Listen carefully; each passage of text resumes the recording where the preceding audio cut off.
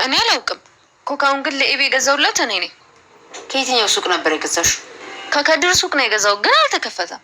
እዚህ አልነበረችው። ውሃ ምን ክፍል ነበረች? ወደዚህ ስትመጣ ነው የጠጣችው። ታዲያ ማን ነው መርዙን ብርጭቆ ውስጥ የጨመረው? እኔ አልጨመርኩም እማዬ። በመጀመሪያ ምንም ነገር ከማለታችሁ በፊት አንድ ነገር ልናገር። ምን እንደተፈጠረ እውነቱ እንድትነግሩን እንፈልጋለን። እኛ ወላጆቻችሁ ነን። በቃ እንረዳችኋለን እኮ። ለመዋሸት እንዳትሞክሩ። ደግሜ ልንገራችሁ፣ ለመዋሸት እንዳትሞክሩ። ይኸውላችሁ እናንተ የማታውቁት እዚህ ቤት ውስጥ በድብቅ የተሰቀለ ካሜራ አለ።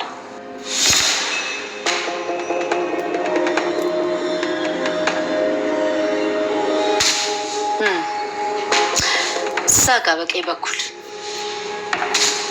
ጌጥ የሚመስሉት ጥቋቁር ነገሮች ይታያቸዋል። ካሜራዎች ናቸው። ስለዚህ ካሜራውን ከማየታችን በፊት እናንተ እውነቱን እንድትነግሩን እንፈልጋለን። ወይ አቢጌል ግን በጣም ምን አይነት ተንከሲስ ሰው ናት። እህቷን ገላት ነበር በራሷ ላይ በዳጣን ኮነናል ብላ። አንዳንድ ጊዜ ለሰው የምንቆፍረው ጉድጓድ ራሳችንን ነው የሚጠብቀን።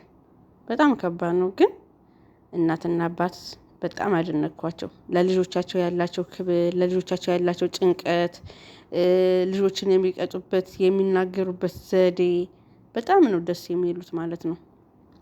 ዳጣ ደግሞ የኔ ምስኪን ዳጣ እህቷ መሆኗን ስለምታውቅ በእርግጥ ልጅቱ ልበቀና ናት። አንዳንድ ጊዜ ጌታ የጎዳና ልጆች ግን ልበቀናዎች ናቸው። በችግር ያደጉ በጎዳና ላይ ያደጉ ልጆች በጣም የተሻለ ህይወት ከኖሩ ልጆች እጥፍ በጣም መልካም ሰዎች ናቸው። እኔ ብዙ ጊዜ አይቻለሁ።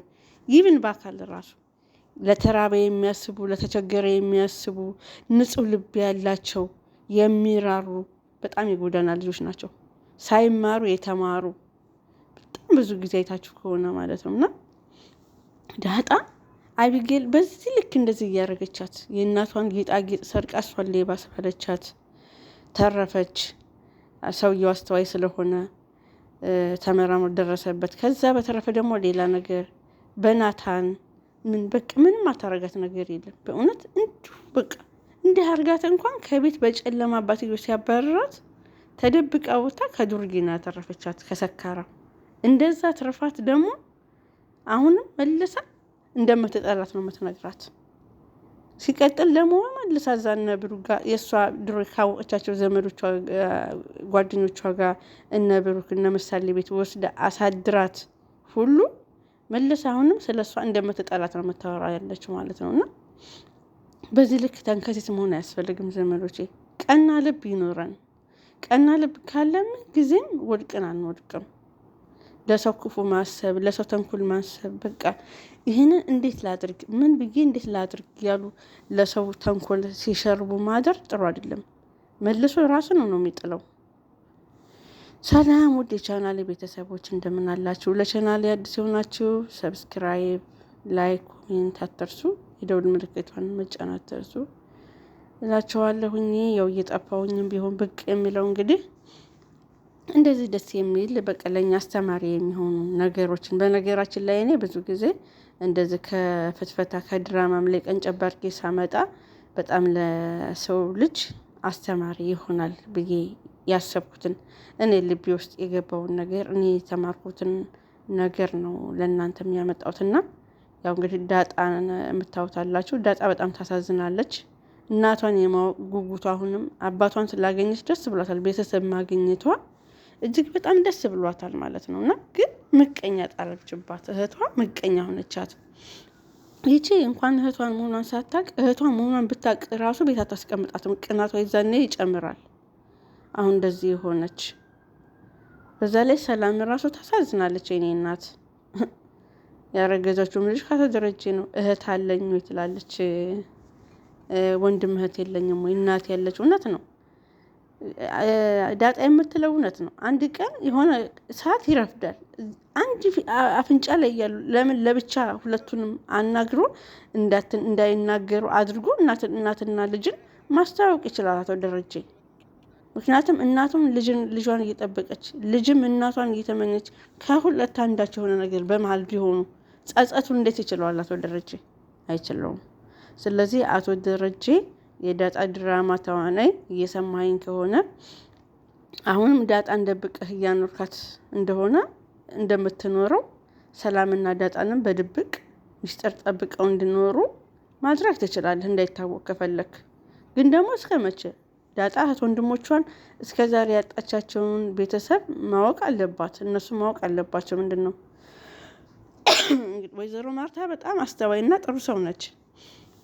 ለትዳሯ ታማኝ፣ ትዳሯን አክባሪ፣ ባሏን የማትጠራጠር ውብ ሴት ናትና ትረዳሃለች ብዬ እገምታለሁ። ወይዘሮ ዝናሽ ማለት ነው። እና እንደዛ ነው።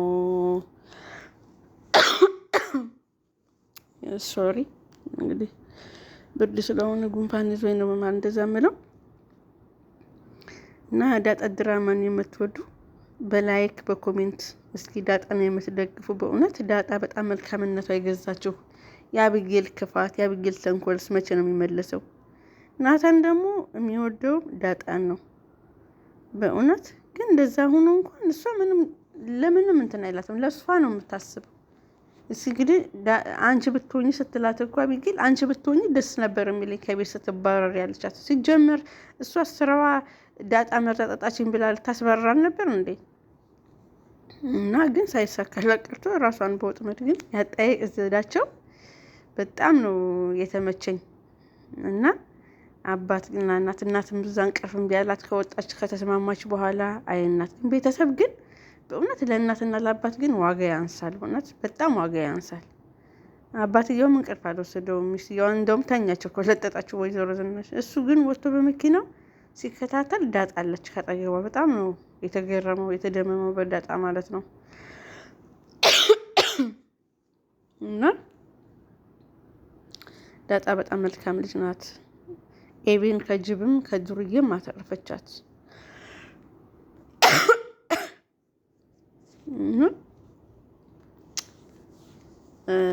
ሰላም እንግዲህ እርጉዝ ናት።